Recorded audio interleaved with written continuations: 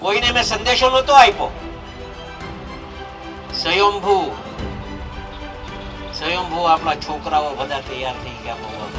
મારવું અને માર ખાવું ને એ બે મર્દાનગીનું કામ છે. છેતરીને મારવાના પ્રયત્ન કર્યા, છેતરીને. મેં કીધું આવી દાદાગીરી સહન નહીં થાય.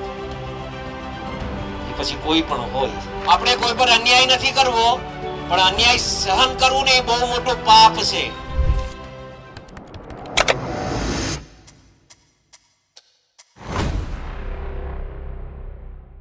નવનીત બાલદિયાને ન્યાય અપાવવા માટે જેણે આગેવાની લીધી તે વ્યક્તિ એટલે હીરા સોલંકી.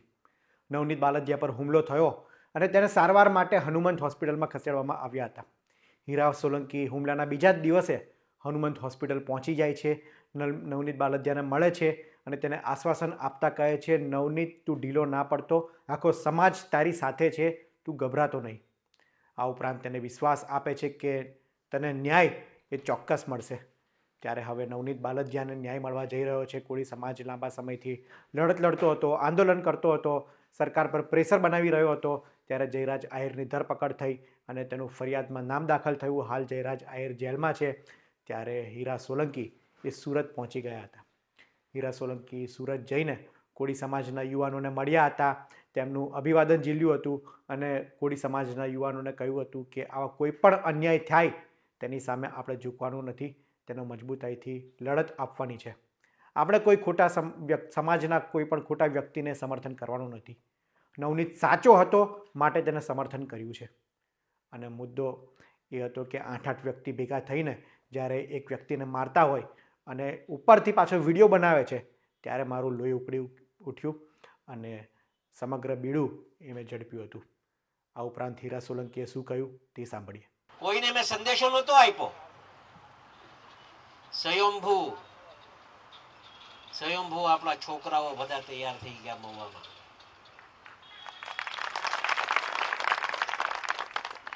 જ્યારે મળ્યો, મીડિયાના લોકો ત્યાં હાજર હતા,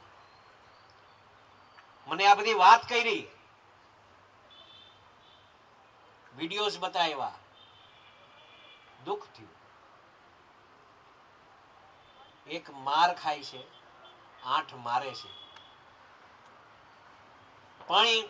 પણ તોય કહું કે ભણના દીકરાએ કઈ માફી બીબી નથી માંગી. મારવું અને માર ખાવું ને એ બે મર્દાનગીનું કામ છે.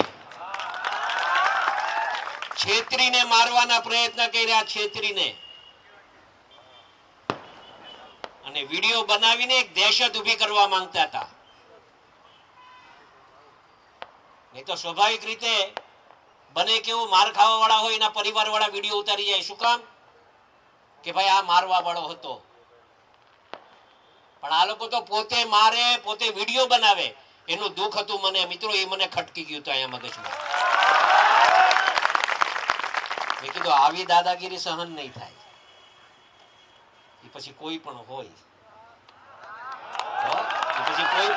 એવી દાદાગીરી નહીં. મિત્રો આવો તો કેટલાય નવનીતભાઈ પર કેટલાય અવારનવાર ક્યારેક બનતું હોય, પણ અમારા ધ્યાન ઉપર જ્યારે આ વાત આવી છે ને, ત્યારે કોઈ દિવસ અમારા સોલંકી પરિવારે પાછી નથી કરી. કોઈ બીજી વાત નથી.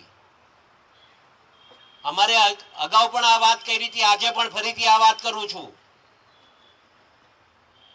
અહીંયા જેટલા યુવાનો આવ્યા છે ને, ખાસ ધ્યાનમાં રાખજો, ક્યારેય અન્યાય સહન નહીં કરતા. આપણે કોઈ પર અન્યાય નથી કરવો, પણ અન્યાય સહન કરવું ને એ બહુ મોટું પાપ છે. અને મેં કીધું ને કે આ જે રીતે આખા ગુજરાત ભરમાં મિત્રો આપણે સાચા હતા, આપણો સમાજ સાચો હતો, નવનીત સાચો હતો. અને એના હિસાબે 18 વર્ણ આપણા હારે હતા. કોઈ એમ કહેતું હોય કે આ સમાજ તમારા હારે નથી, એવું નહોતું. આપણે નામ નથી આપવા, પણ દરેક સમાજને એવું લાગ્યું કે આ ખોટું થઈ રહ્યું છે.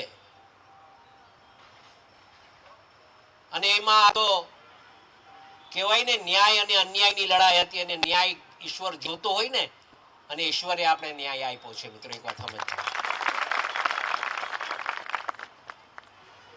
મોટાભાઈ પરસોત્તમભાઈ સોલંકી,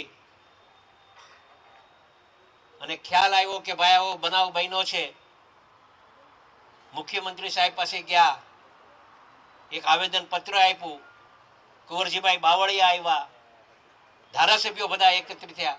મિત્રો, આ એક પ્રશ્ન બાબતે ક્યારેય આટલા બધા ધારાસભ્ય અને આ મંત્રીઓ ક્યારેય ભેગા નતા થયા ને આ પહેલી વાર ભેગો થયો, એ બી બહુ મોટી વાત છે. હીરા સોલંકીએ સ્પષ્ટ વાત કરી કે અન્યાય સહન કરવાનો થતો નથી. સામે કેટલો પણ મોટો વ્યક્તિ હોય, કોઈની પણ દાદાગીરી ચલાવી લેવાની નથી. ત્યારે આપ સમજી શકો છો તેમનો ઈશારો એ કઈ તરફ હતો. હીરા સોલંકી શરૂઆતથી જ નવનીતને ન્યાય મળે તે માટે કામગીરી કરી રહ્યા છે. મુખ્યમંત્રીને પણ રજૂઆત કરવાની હતી. ત્યારબાદ કૃષિમંત્રી જીતુ વાઘાણી સાથે પણ તેમના ફોટા વાયરલ થયા હતા. ત્યારે ક્યાંક ને ક્યાંક ત્યારબાદ એસઆઈટી દ્વારા જ્યારે જયરાજની ધરપકડ કરવામાં નહોતી આવી ત્યારે સમાજમાં ક્યાંક ને ક્યાંક એવી ચર્ચા ચાલતી હતી કે ભાજપના નેતાઓ આવ્યા, આગેવાનો આવ્યા, મુલાકાત કરીને જતા રહ્યા, પરંતુ નવનીતને ન્યાય તો મળ્યો નથી. આ માટે ભાવનગરમાં સંમેલન બોલાવવામાં આવ્યું હતું, પરંતુ તેની થોડીક જ ગણતરીના કલાકોમાં સરકાર એક્શનમાં આવી હતી અને જયરાજ આહિર વિરુદ્ધ ફરિયાદ નોંધી તેની ધરપકડ કરી હતી.